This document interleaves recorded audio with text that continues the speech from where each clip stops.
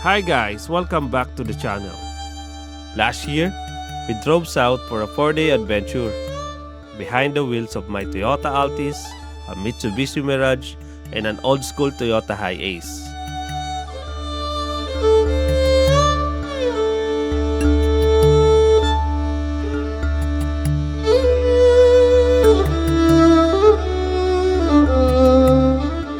Welcome to Calaguas Island, a hidden paradise in Camarines Norte with white sand and crystal clear waters.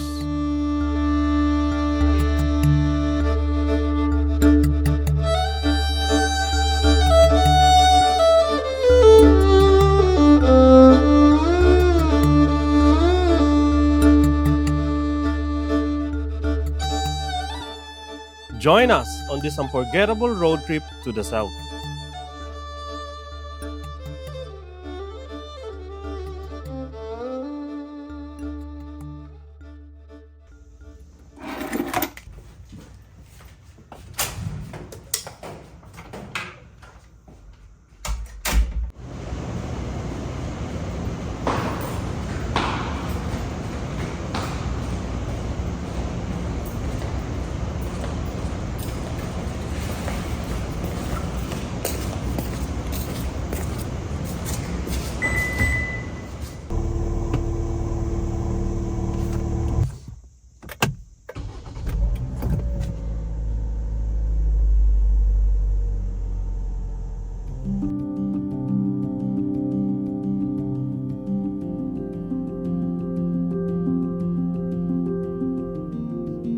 First stop, Petron SLEX, the place where our journey officially began. Walang daga, pwede rin tayo dyan magpunta. Kaso malambot yung offline map.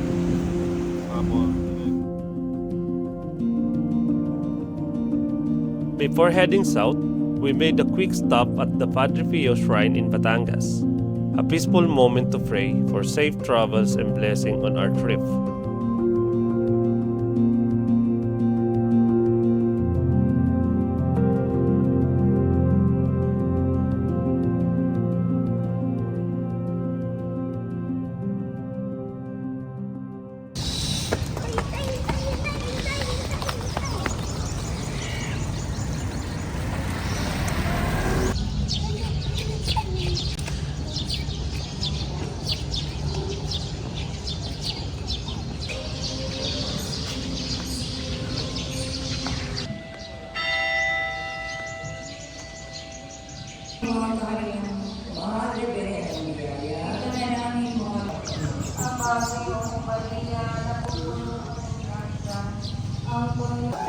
Mga relic po niya galing Italia.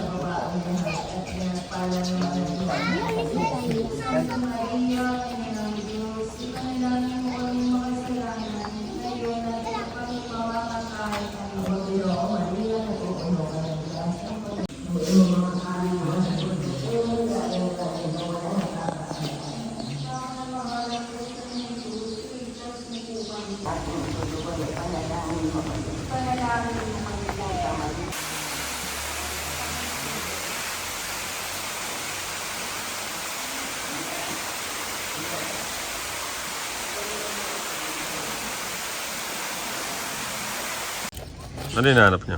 Ang lalamunan. Bakit? Meron eh. Habang wala, hindi pa ako nakakabili.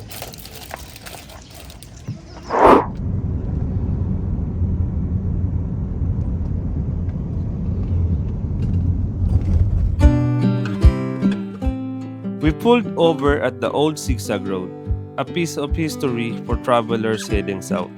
With its winding turns and sweeping scenery, it's a reminder of how challenging yet beautiful the road to Bicol once was.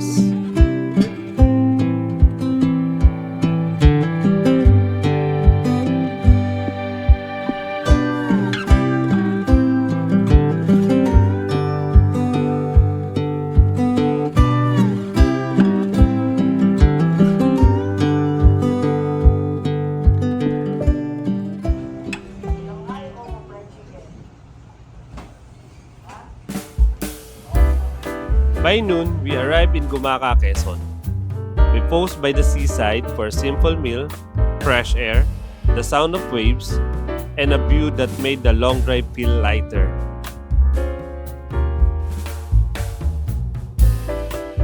Oh, kamusta naman ang biyahe nyo? Okay, ang ganda ng view. Alright. Dito na tayo sa Gumaca, Quezon. Yon! Yes, napaka-relaxing. Yon.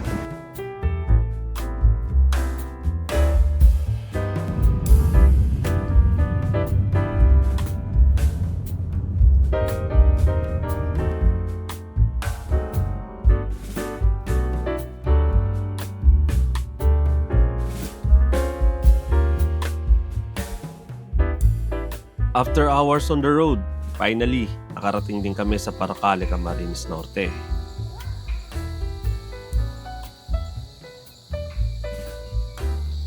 My brother's house became our home for the night. Simple, quiet, and just what we need to recharge for tomorrow's big adventure, Calaguas Island.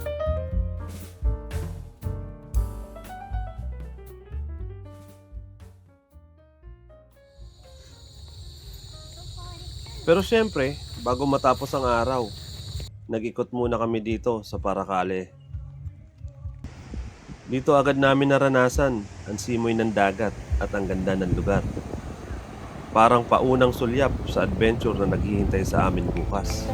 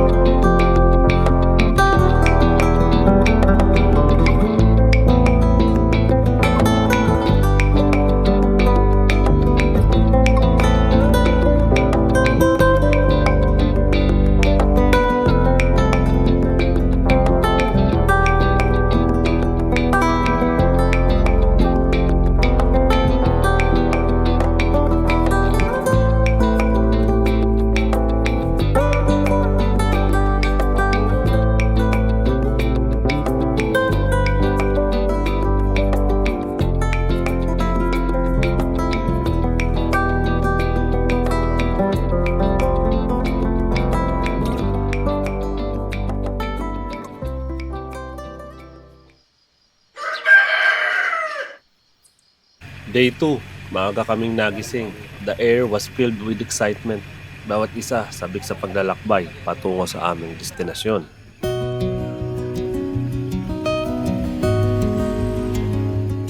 Iniwan na namin ang aming mga sasakyan at we rode together in my brother old Toyota Hiace. Hindi ito bago, hindi rin perfect, pero bawat ingay ng makina, bawat kalampag ng upuan, may daladalang alaala. Para kang binabalik sa mga simpleng road trips noon. Walang arte, pero puno ng kwento.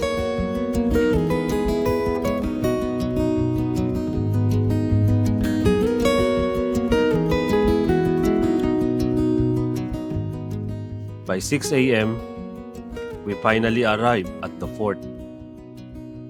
Sakto to meet our tour guide and begin the adventure that waited for us.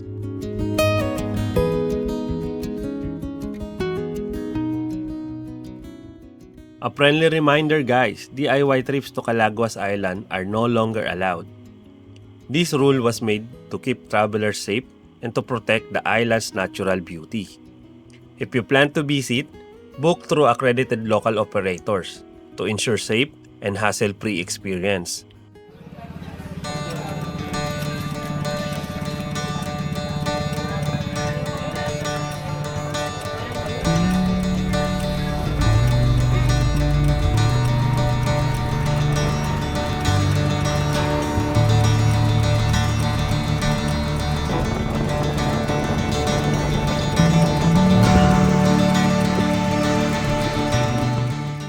Finally, after almost 2 hours of boat ride, we made it. Welcome to Calaguas Island.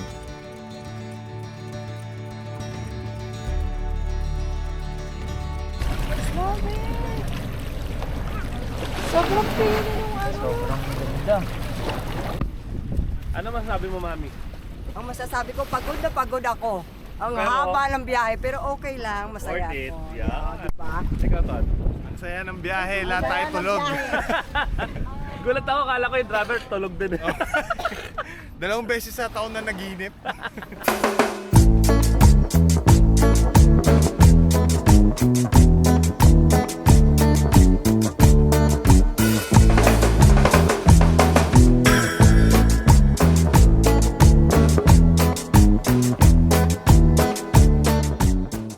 And finally, lunchtime. Pagdating namin, nagayos muna kami ng tent. Tapos after a few minutes, dumating na rin yung lunch. Ang saya, kasama na pala sa package yung tent at meals. So less hassle, enjoy agad sa kain. Matapos ang tanghalian, saglit lang kaming nagpahinga. Recharging for the next adventure. Island hopping awaits at ang una naming destinasyon, ang Balagbag Island.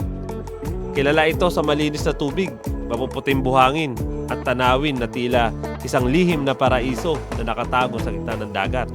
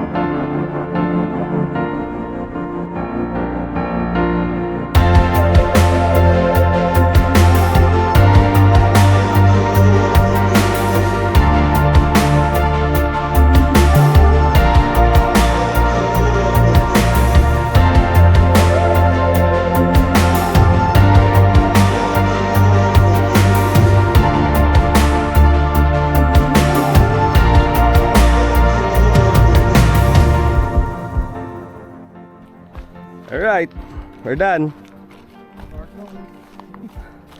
What's next? What's next? Yon. Bye-bye, Balagbag Island.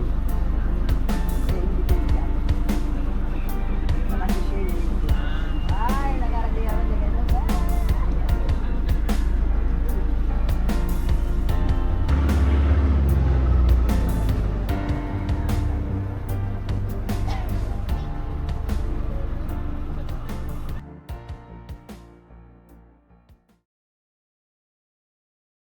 Pagkatapos ng Balagbag Island, nag-snorkeling kami.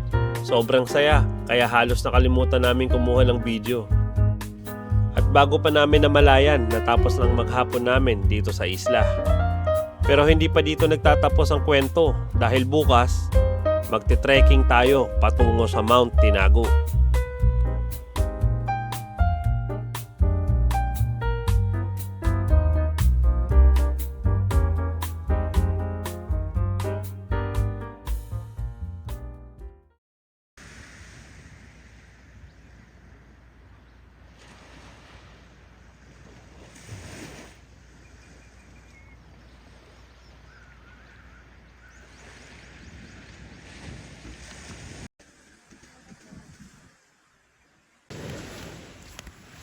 Last day namin dito sa isla. Bago kami umuwi, umakyat muna kami sa Mount Tinago. Hindi man mahirap ang trek, pero grabe, sobrang sulit. From the top, kita mo yung buong isla at yung dagat na parang walang katapusan. At dito rin nagtatapos ang aming journey. Hindi lang about sa lugar na napuntahan, kundi sa mga kaibigan na nagbigay kulay at meaning sa bawat hakbang ng biyahe. At the end of the day, more than the destination, it's really the people you share the journey with that make it unforgettable.